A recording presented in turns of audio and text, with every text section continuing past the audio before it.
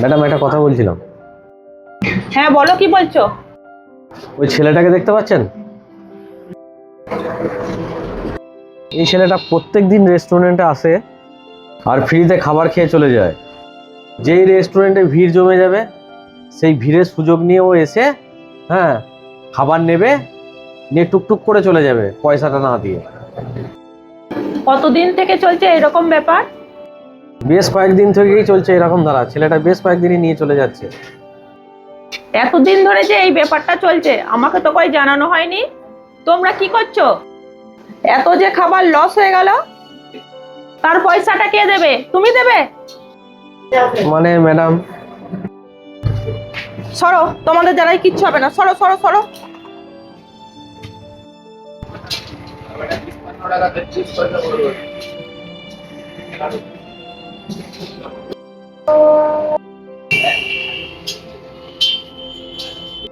এই শোন শোন শোন, দাঁড়া দাঁড়া দাঁড়া।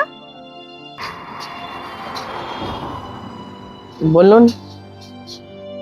আমার কর্মচারী বলছিল আমার রেস্টুরেন্টে যখন ভিড় লেগে যায় তুই ভিড়ের মধ্যে ফ্রিতে খাবার খেয়ে চলে আসিস, পয়সা দিস না। কেন রে, এরকম করিস কেন? পয়সা ছিল না তাই এরকম করেছি, আর কোনোদিন করবো না। তোদের মতো ছেলেকে আমি ভালো করেই জানি, ফ্রিতে খাবার খেয়ে চলে আসিস দিয়ে পয়সা দিস না, দিয়ে আবার বড় বড় মিথ্যা কথা বলছিস। ম্যাডাম আমার ভুল হয়ে গেছে, এইবারের মতন ছেড়ে দিন, আর করবো না, আমাকে ক্ষমা করে দিন। এই শোন শোন শোন,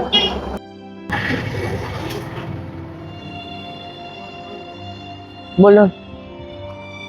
এই তোর নাম কি রে? আমার নাম ইন্দ্রনীল সাহা।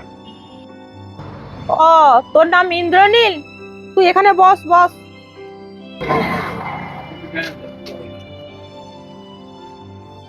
শোন, তোর যখন যা খেতে মন হবে আমি আমার রেস্টুরেন্টে বলে দিচ্ছি, তুই গিয়ে খেয়ে চলে আসবি, তোর পয়সা লাগবে না, বুঝলি?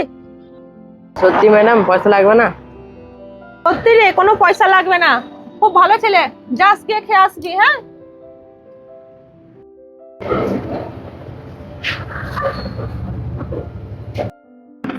এই এদিকে একটু শোনো। হ্যাঁ বলুন, কিছু বলছেন? ওই যে বাচ্চাটাকে দেখতে পাচ্ছ?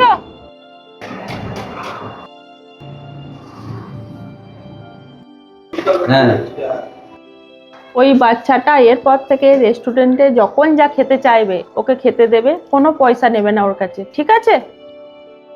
বেশ ঠিক আছে, আপনি যা বলবেন তাই হবে।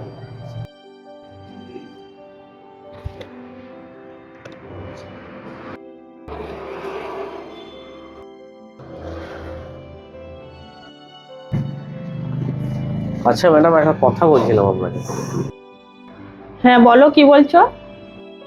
আপনি যে এরকম ফ্রিতে খাবার খাওয়াচ্ছেন, এতে তো রেস্টুরেন্টের লস হবে। আমার কোনো লস হবে না। এরকম করে ফ্রিতে খাবার খাওয়ালে লস হবে না? লস তো হবেই। আচ্ছা তুমি বলো তো, এই 2-3 সপ্তাহ ধরে রেস্টুরেন্টে কাস্টমার বেড়ে যায়নি? হ্যাঁ, তা একটু বেড়েছে বটে। ওই বাচ্চাটার জন্যই কিন্তু কাস্টমারটা বেড়েছে। সেটা কি করে সম্ভব? কি বলছেন আপনি? তাহলে শোনো,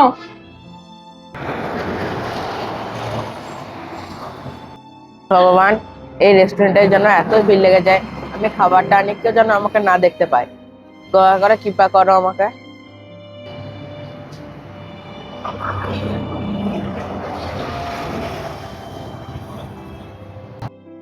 দেখো অনেক সময় আমাদের জীবনে যে সফলতাটা পাই, আনন্দ পাই, সবটাই কিন্তু কাউরির না কাউরির প্রার্থনার জন্য, সবটাই বাচ্চাটার জন্য।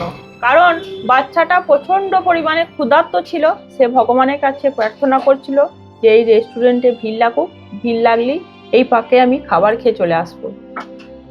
আর ভগবানও কিন্তু ওর ডাকে সাড়া দিয়েছে।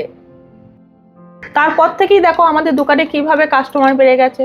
তাই আমার মনে হলো ওর জন্য কিছু করা আমার দরকার, তাই আমি যতটা পাচ্ছি ওকে খাবার খাইয়ে সাহায্য করছি। সত্যি